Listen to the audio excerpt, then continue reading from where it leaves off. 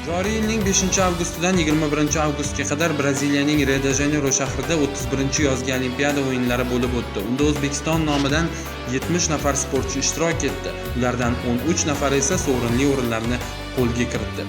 23-avgust kuni Olimpiada o'yinlarida ishtirok etgan sportchilar Toshkentga yetib keldi. Bugun mamlakatimizda katta to'y, tantana. O'zbekiston Respublikasi mustaqilligining 25 yillik to'yi arafasida o'zbekistonlik sportchilarning 13 nafari Olimpiada o'yinlari sovrindori bo'ldi. Sahrosidan kelmaydi beri, axir qumsar yongan shu ovloq, ne qilsa ham uning vatani.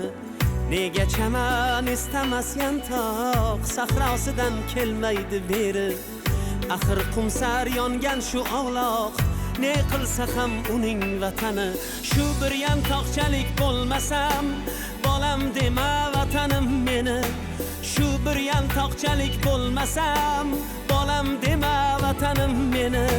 Ko'plab yurtdoshlarimiz, sportsevarlar Olimpiada o'yinlarida munosib ishtirok etgan sportchilarimizni qutlash, ularni tantanali kutib olish maqsadida Toshkent aeroportiga yig'ilishdi.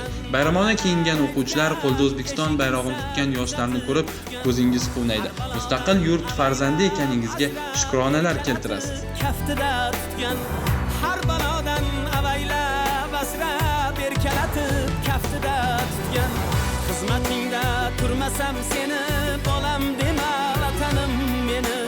Xizmatingda turmasam seni, bolam dema vatanim. Bu yilgi Olimpiada o'yinlari o'zbekistonlik sportchilar uchun ancha muvaffaqiyatli keldi. Hasanboy Do'stmatov, Ruslan Nuriddinov, Shahobiddin Zoirov, Fazliddin G'oyibnazarov oltin, Shahram G'iyosov, Bektemir Meliqo'ziyev kumush, Diyorbek O'razboyev, Rishod Sobirov, Rustam To'laganov, Elmurod Tasmuratov, Murodjon Ahmadaliyev, Ixtiyor Navrozov va Magomed Ibragimov bronza medallarni qo'lga kiritishdi.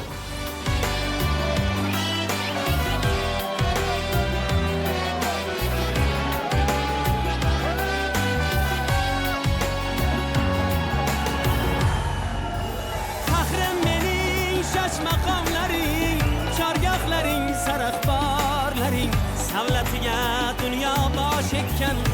Fursatdan foydalanib, Qalampir.uz sayti jamoasi nomidan Olimpiada o'yinlarida ishtirok etib, yurtimiz bayrog'ini baland ko'tarib qaytgan sportchilarimizni muvaffaqiyatli qadamlari bilan muborakbod etamiz. Sovrinlar muborak bo'lsin, qadrli sportchilar.